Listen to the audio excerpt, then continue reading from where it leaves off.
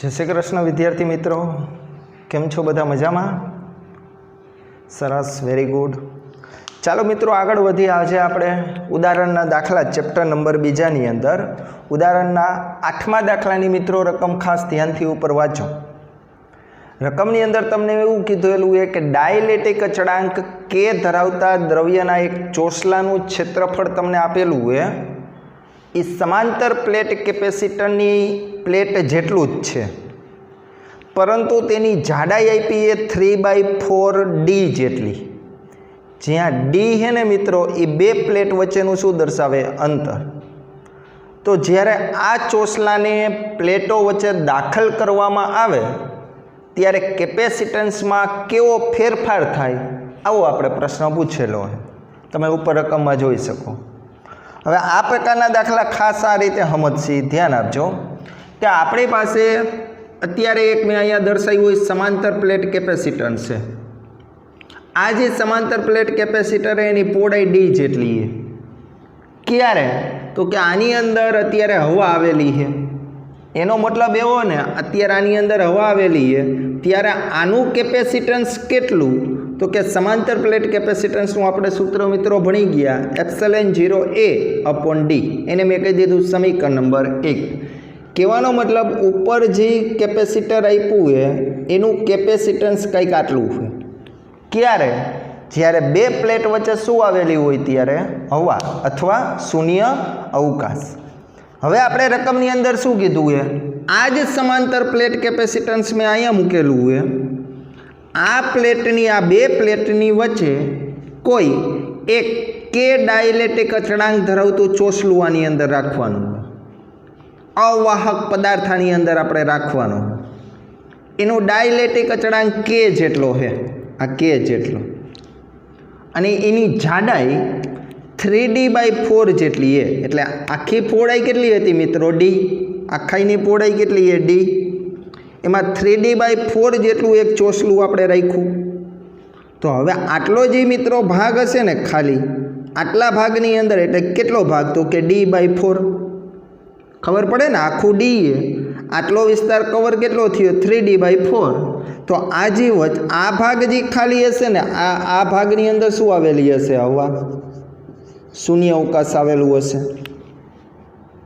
ટપા પડે બધાને? શું કર્યું છે? તો કે સમાંતર પ્લેટ કેપેસિટન્સ હતી, એની પહોળાઈ ડી છે, ત્યારે કેપેસિટન્સ આટલું છે. આની અંદર કે ડાયલેક્ટ્રિક અચળાંક ધરાવતો પદાર્થ આની અંદર ઉમેરો છે, એડ કર્યો, એની પહોળાઈ એ 3D/4 જેટલી.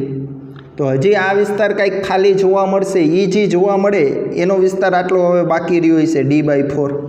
કેમ કે આ બેનો તમે સરવાળો કરો જોઈએ, 3D/4 + D, તો 4D/4, 4 કેન્સલ, તો પહોળાઈ આટલી રહેવી જ જોઈએ, ડી જેટલી. ખ્યાલ આવે ને બધાને? સારું, હાલો. તો આ હવા હશે અહીંયા, તો તમને બધાને ખબર આટલું હોય છે માધ્યમ તરીકે ε0, અને એનું કેપેસિટન્સ આટલું હોય હવે C1 જેટલું. એમ ન કહેતા સાહેબ આ કાં ન લખ્યું, કેમ કે આખાઈનું આટલાનું કેપેસિટન્સ અત્યારે મેં કેટલું કીધું? C1. અને આટલાનું હવે આ જે ડાયલેક્ટ્રિક અચળાંક મૂક્યો ત્યારે એનું કેપેસિટન્સ કેટલું છે? C2 જેટલું. માધ્યમ આવ્યું એટલે માધ્યમની પરમિટિવિટી ફાવે ને. આ ભાગ અને આ ભાગ અત્યારે કેપેસિટરનું શ્રેણી જોડાણ દર્શાવે. તો પહેલાં તો આપણે એક કામ કરીએ, C1નું કેપેસિટન્સ કેટલું આટલા ભાગનું? તો કે C1 = ε0A. આપણા આગળ સૂત્ર શું છે? C = ε0A અને બે પ્લેટ વચ્ચેનું અંતર એટલે D. અહીંયા બે પ્લેટ વચ્ચેનું અંતર કેટલું છે? D/4. તો મેં લખ્યું C1 = ε0A/D/4. હવે મિત્રો આ 4 વહી ગયા અંશમાં, તો 4ε0A/D. હવે તમે જોવો જોઈએ, 4 આ ε0A અને D, ε0A/D એના બરાબર શું લખાય? C0. તો મેં લખ્યું 4 હતા એમણે, અને આ C0. તો આનું કેપેસિટન્સ મને મળી ગયું. C1 કેપેસિટન્સ કેટલું મળ્યું? તો કે 4C0. હવે આનો મિત્રો વારો C2 કેપેસિટન્સ કેટલું? તો અહીંયા એમ જ આ સૂત્ર, C2 = ε0A/D. પણ ડીની જગ્યાએ શું આવશે? ડીની જગ્યાએ શું આવશે? 3D/4. અને તમને બધાને મિત્રો ખાસ ખ્યાલ એ કે જ્યારે કોઈ પણ બે પ્લેટની વચ્ચે અવાહક કે ડાયલેક્ટ્રિક અચળાંક પદાર્થ ઉમેરવામાં આવે ત્યારે એનું કેપેસિટન્સ કે ગણું બને. યાદ કરો જોઈએ કેટલા ગણું બને?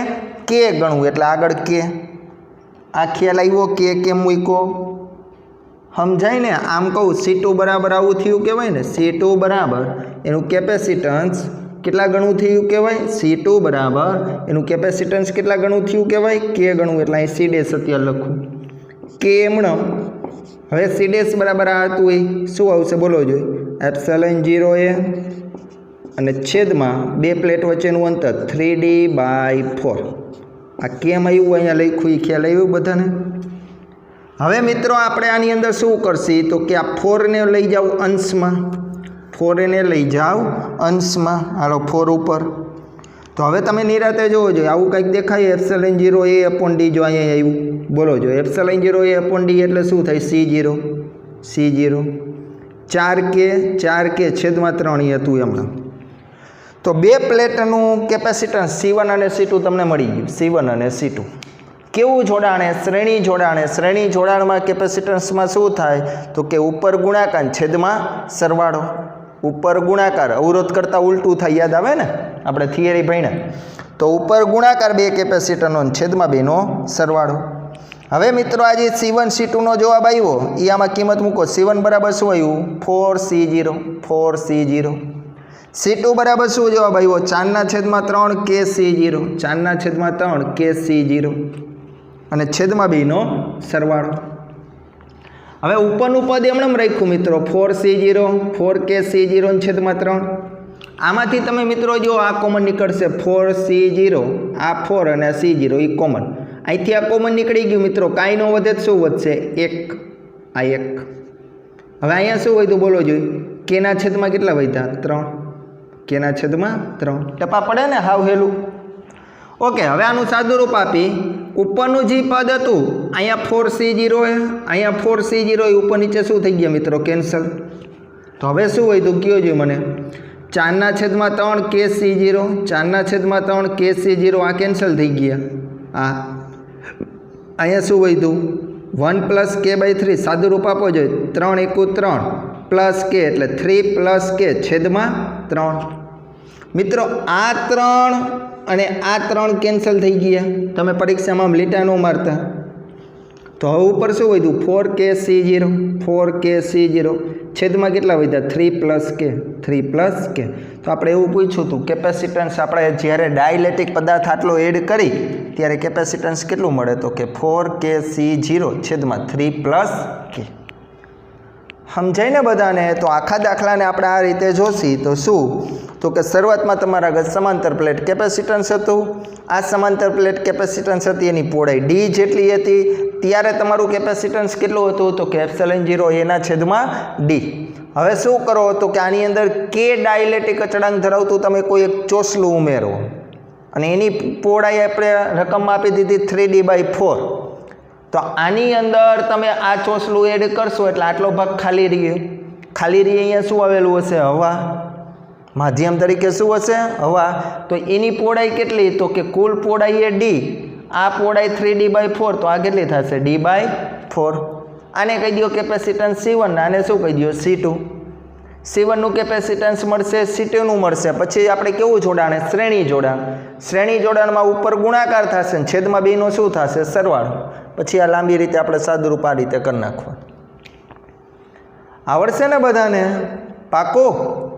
સરસ. સારું હાલો ચાલો મિત્રો આગળ વધી ઉદાહરણ નંબર 9ની અંદર. આ ઉદાહરણ નંબર કેટલામું હતું?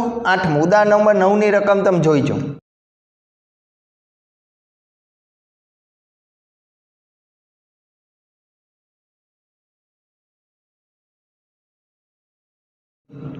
તમને શું આપ્યું એ તો કે તમને અહીંયા રકમની અંદર એને 4 કેપેસિટર આપ્યા છે. આ જે ચારેય કેપેસિટર મિત્રો આપેલા છે ને 10 માઇક્રોફેરાડેના છે. C1 C2 C3 અને C4 ચાર કેપેસિટરનું કેપેસિટન્સ સરખું છે 10 માઇક્રોફેરાડે. આ ચારેય કેપેસિટરને 500 વોલ્ટની બેટરી સાથે જોડ્યા. કેટલા વોલ્ટની? 500 વોલ્ટની. સમજાય ને? રકમ જોઈજો. તો એની અંદર એને મિત્રો એવો પ્રશ્ન પૂછ્યો હોય, પહેલાં તો એમ કે સમતુલ્ય કેપેસિટન્સ મેળવો. તો હવે તમે આકૃતિ જુઓ તો તમે જોઈ શકો મિત્રો, આ C1 C2 અને C3 આ ત્રણે કેપેસિટર એકબીજા શ્રેણીમાં જોઈ લઈએ. આ ત્રણે કેપેસિટર જે દર્શાવું આ ત્રણે એકબીજા કહેવાય શ્રેણીમાં. તો હવે તમને બધાને ખબર છે કેપેસિટરના શ્રેણી જોડાણનું સૂત્ર શું થાય, તો કે 1/C બરાબર 1/C1 plus 1/C2 plus 1/C3. આ શ્રેણી જોડાણને ઇંગ્લિશમાં મિત્રો સિરીઝ કહેવાય, એટલે મેં અહીંયા લખ્યું CS.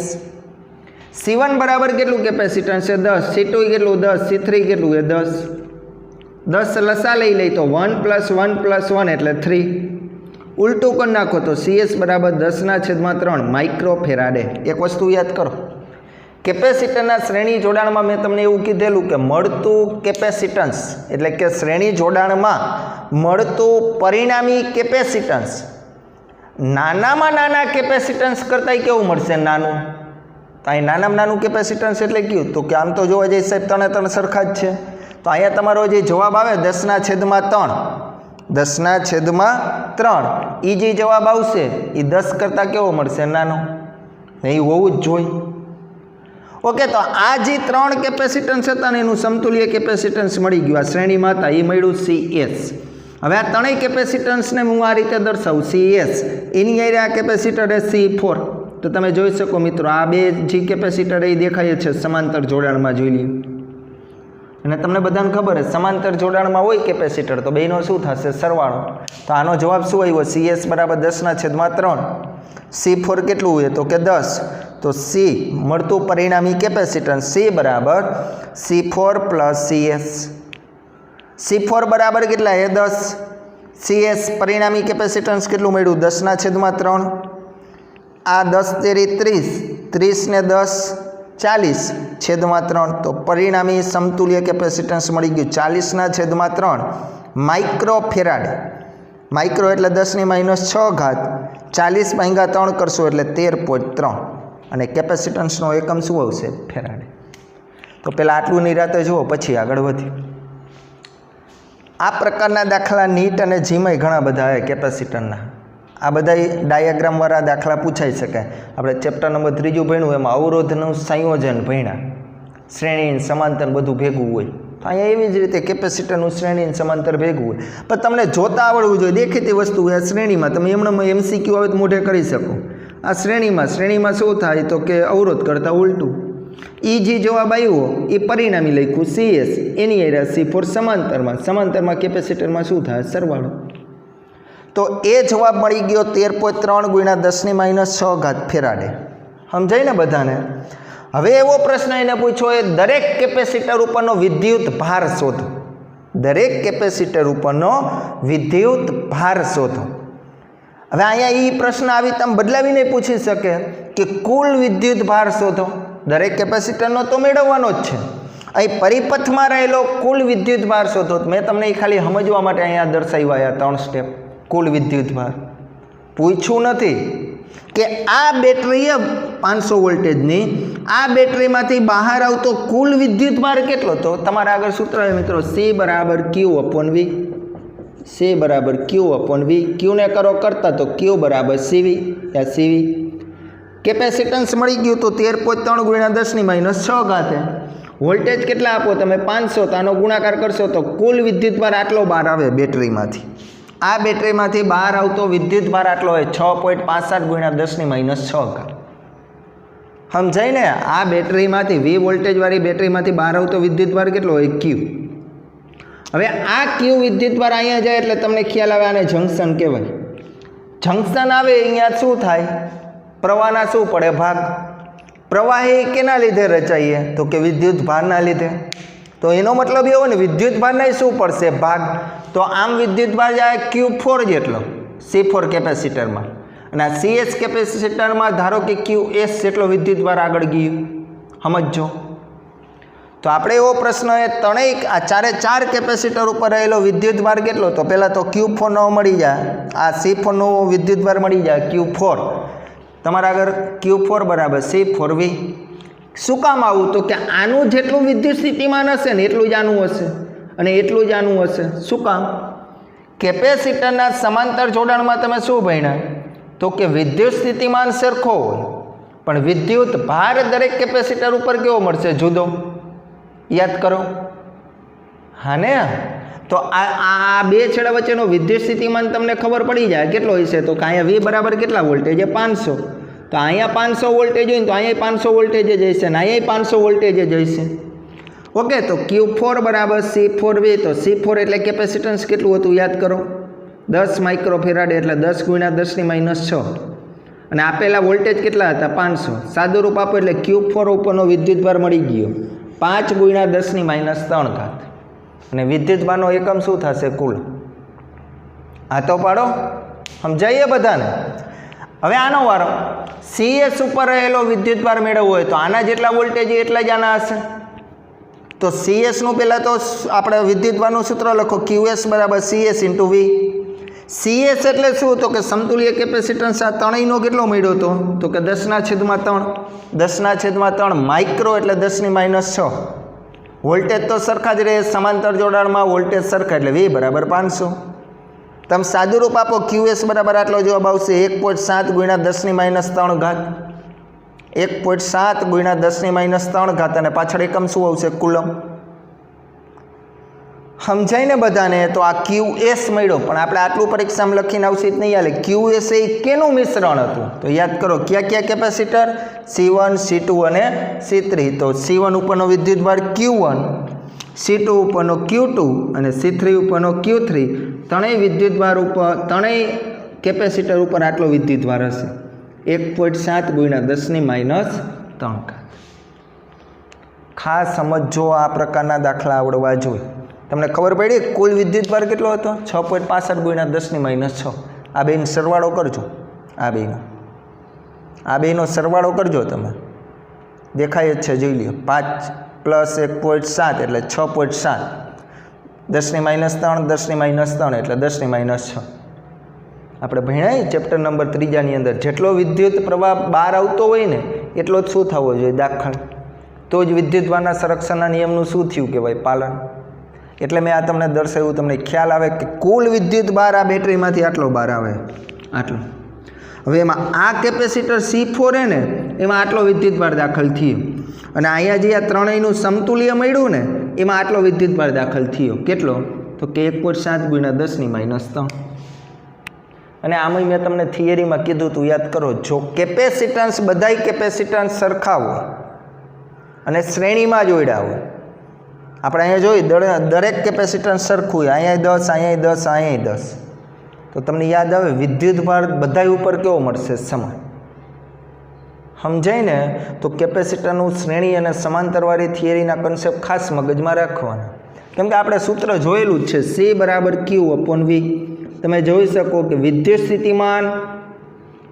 સ્થિતિમાન સરખું હોય અને કેપેસિટન્સ એ આપણે જોવા જઈએ વિદ્યુત સ્થિતિમાન બે છેડા વચ્ચેનું જેટલું હોય અને કેપેસિટન્સ એ સરખું હોય તો વિદ્યુતભાર અચળ જ રહેશે જેટલો હતો એટલો જ હા કે ના ઓકે તો આ બે દાખલા વ્યવસ્થિત રીતે સ્ક્રીનશોટ પાડીને કમ્પ્લીટ કરી નાખવાના ઉદાહરણ નંબર 8મું અને ઉદાહરણ નંબર 9મું આવડશે ને 8માની અંદર શું હતી સમાંતર પ્લેટ કેપેસિટન્સ શું દાખલ કર્યું ડાઇલેક્ટ્રિક પદાર્થ હા ને કેપેસિટન્સમાં યાદ રાખજો ડાઇલેક્ટ્રિક પદાર્થ દાખલ કરો એટલે કેપેસિટન્સ કે ગણું બને જ્યારે વિદ્યુત ક્ષેત્ર હતું યાદ કરો જ્યારે વિદ્યુત સ્થિતિમાન હોય કે વિદ્યુત ક્ષેત્ર હોય કે બળ હોય એ કેમાં ભાગનું થતું હતું યાદ આવતું હોય તો MCQમાં ખાસ સમજજો કેપેસિટન્સ કે ગણું થાય પણ વિદ્યુત ક્ષેત્ર કે વિદ્યુત સ્થિતિમાન કે બળ પૂછે તો યાદ કરો એ કેટલામાં ભાગનું થાય કેમાં ભાગનું થાય ક્યારે કંઈક ડાઇલેક્ટ્રિક પદાર્થ તમે દાખલ કરો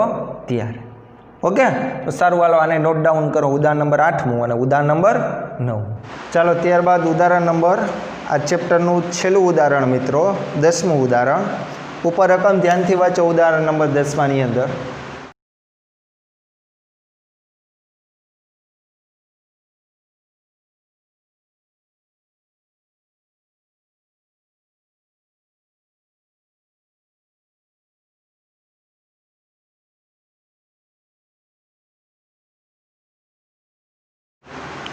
રકમની અંદર તમને મિત્રો શું કીધેલું હોય પહેલાં A અને B આવા બે પ્રશ્ન પૂછાય એની અંદર મિત્રો એવું પૂછેલું હોય 900 પાઇકો ફેરાડેના એક કેપેસિટરને 100 વોલ્ટેજની બેટરી સાથે રકમમાં જો આકૃતિમાં જોડેલું હોય, 900 પાઇકો ફેરાડેના એક કેપેસિટરને 100 વોલ્ટેજની કોઈ એક બેટરી સાથે આપણે જોડ્યું હોય, ત્યારે તમને એવો પ્રશ્ન પૂછ્યો હોય એની સ્થિતિ ઉર્જા શોધો.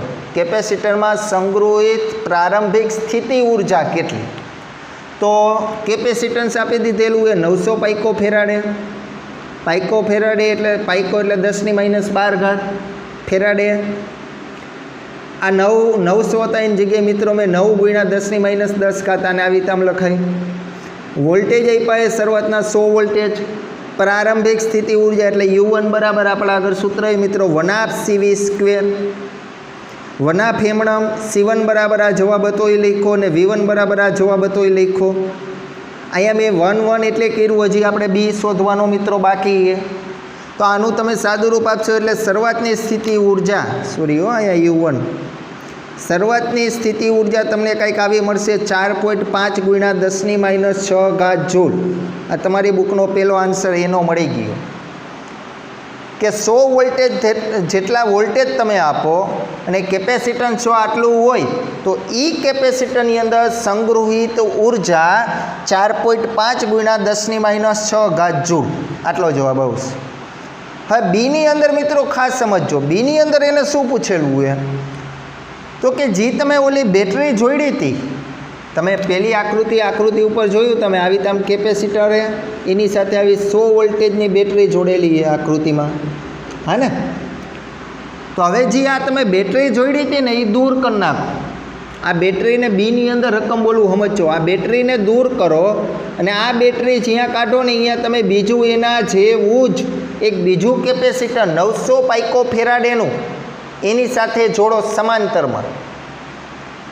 અને આ જે કેપેસિટર જોડશો એનું વિદ્યુત સ્થિતિમાન કાંઈ નથી, વિદ્યુત ભાર વિહીને. કેપેસિટન્સ છે કેટલું? 900 પાઇકો ફેરાડે. એટલે મેં લખ્યું જો આ શરૂઆતનું કેપેસિટન્સ હતું આ C1, એનું વિદ્યુત સ્થિતિમાન V1.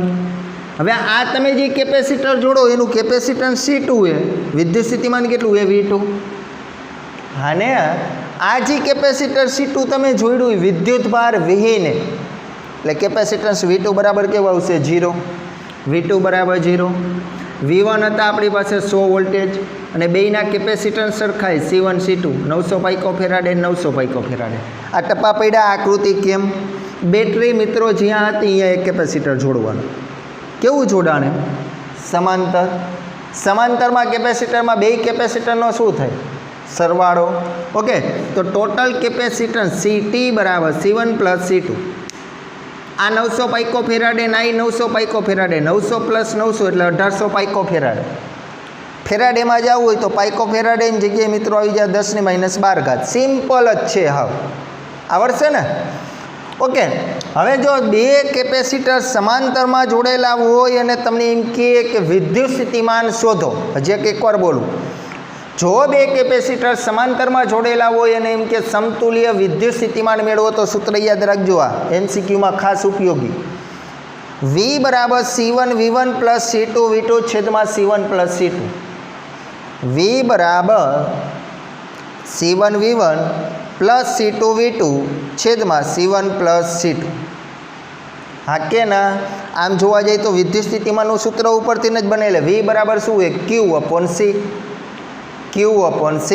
અહીંયા બે કેપેસિટરો, અહીંયા વિદ્યુત ભાર કેટલો હોય? Q1 ને અહીંયા કેટલો હોય? Q2.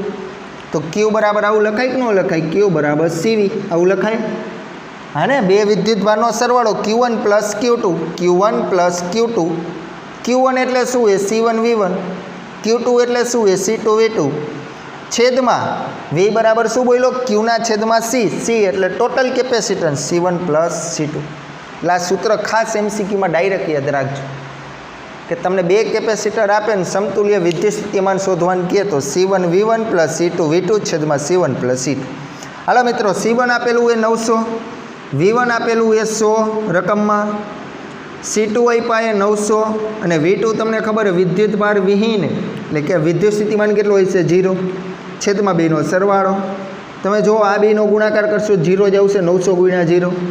તો હવે શું છે? 900 × 100નો ગુણાકાર કરો છેદમાં 1800 એ પાઇકો ફેરાડે ઉપર નીચે કેન્સલ થઈ જાય, તમારો આન્સર આટલો આવશે મિત્રો 50. દેખાય ને 900 1800 એટલે અહીં 2 ભાગ્યા 100 એટલે અહીં કેટલા આવ્યા 50. તો વિદ્યુત સ્થિતિમાન કેટલો મળ્યો 50 વોલ્ટ. તો તમને પ્રશ્ન એવો પૂછ્યો હોય તો હવે અંતિમ સ્થિતિ ઉર્જા શોધો તો સૂત્ર બોલો 1/2 CV². પણ અહીંયા ભૂલ ના કરતા V2 ને C2 ને એવું ન લખતા. શું કામ? ટોટલ કેપેસિટન્સ સમાંતરનું CT V². ખ્યાલ આવે? આ બે એટલે પહેલાં મેળવવા CT ને V.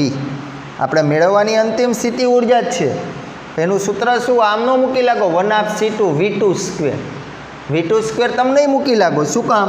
તો કે આની સાથે જે કે આ કેપેસિટર જોડેલું જ હતું. સમજાઈએ? એટલે આ ખાસ 1/2 CT V². 1/2 હમણાં CT એટલા ટોટલ કેપેસિટન્સ અને V આ જવાબ આવ્યો હોય 50 નો સ્ક્વેર. અંતિમ સ્થિતિ ઉર્જા તમારી આટલી મળશે 2.25 × 10⁻⁶. સમજાઈએ? તો આખા દાખલાની એકવાર ફરીથી રકમ જુઓ.